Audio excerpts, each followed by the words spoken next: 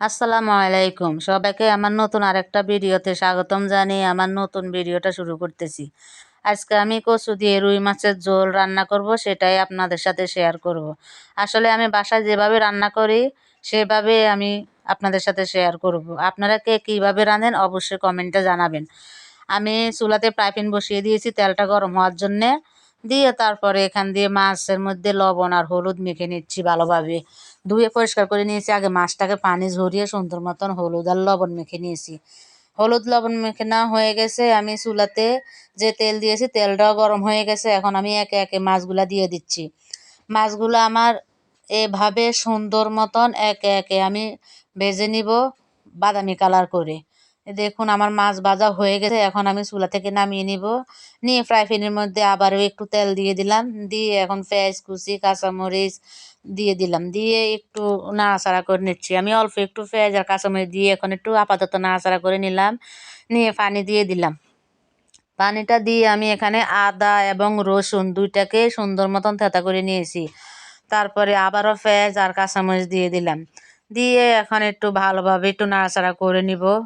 ভালোভাবে নাড়াচাড়া করে নেওয়ার আগে দিয়ে আমি একটু হলুদ দিয়ে দিলাম আর মরিচের গুঁড়া দিয়ে দিলাম, দিয়ে একটু স্বাদ মতন লবণ দিয়ে দিলাম। এখন একটু নাড়াচাড়া করে নিব মশলাটাকে, নিয়ে মশলাটাকে কষিয়ে নিব। মশলাটার পানিটা যখন শুকিয়ে যাবে তখনই আমি কচু দিয়ে দিব। দেখুন আমার মশলাটা কষানো হয়ে গেছে, এখন আমি ধুয়ে রাখা কচুগুলা দিয়ে দিচ্ছি। আসলে এই কচুর মধ্যে কিন্তু কি রসুন আর আদা থেঁতা করে দিলে এটার ফ্লেভারটা অন্যরকম লাগে। মানে মিহি করে পিষলে একরকম লাগে, একটু মনে হয় যে তরকারিটা বেশি গাঢ় গাঢ় হয়ে যায়, কচুটা কেমন হয়ে যায়।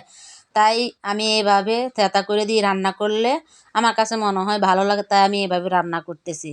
তারপরে কচুটা আমি কষিয়ে নিয়ে আবার একটু পানি দিয়ে নিলাম, নিয়ে আবারও 5 মিনিটের মতো ঢাকনা দিয়ে কচুটাকে কষিয়ে নিচ্ছি।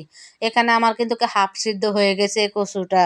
যখন আমি একটু পানি দিয়েছি ওই পানি দিয়ে আমি কষিয়ে নিলাম, যখন হাফ সিদ্ধ করে নিলাম। হাফ সিদ্ধ করার পরে নাড়াচাড়া করে এখন আমি এর মধ্যে ঝোলের জন্য পানি দিয়ে দিয়েছি। পানি দিয়ে একটু নাড়াচাড়া করে নিলাম, নিয়ে এখন যে মাছগুলো ভেজে রেখেছি ওই মাছগুলো এখন উপর দিয়ে দিয়ে দিব। এই দেখুন মাছগুলো ভেজে আমি এক সাইডে রেখে দিয়েছি, এখন একে একে মাছগুলা দিয়ে দিচ্ছি। আসলে কচুকে কিভাবে রান্না করে জানি না, আমি আমার মতো করে রান্না করলাম, আমি আমার মতো রান্না করে আপনাদের সাথে শেয়ার করতেছি। তারপরে ঢাকনা দিয়ে রান্না করার পরে ঢাকনাটা তুলে এক ফালি লেবু দিয়ে দিলাম চিপে। লেবুটা দিলে মানে কচুতে যে একটা গলা ধরার সম্ভাবনা থাকে বা অনেকে বলে গলা ধরে, সেটা থাকবে না।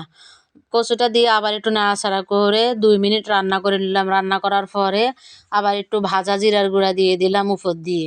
নামানোর আগে দিয়ে আসলে ভাজা জিরার গুঁড়া দিলে তরকারির মধ্যে ফ্লেভারটা অন্যরকম আসে, খেতেও অন্যরকম স্বাদ লাগে। ঢাকনাটা দিয়ে আবারও কতক্ষণ রান্না করে নিচ্ছি। এবার ঢাকনাটা তুলে আমি আর একটু নাড়াচাড়া করে দিব, দিয়ে তারপরে চুলাটা বন্ধ করে দিব। আমার কচু রান্নাটা হয়ে গেছে। কেমন লাগলো আমার ভিডিওটা, মানে কচু রান্নার ভিডিওটা? যদি ভালো লেগে থাকে অবশ্যই লাইক কমেন্ট শেয়ার করবেন। আর কে কীভাবে রান্না করেন অবশ্যই কমেন্টে জানাবেন, আমার রান্না হয়েছে কিনা তাও জানাবেন। আজকের ভিডিও এই পর্যন্তই। সবাই ভালো থাকুন, সুস্থ থাকুন, আল্লাহ হাফেজ।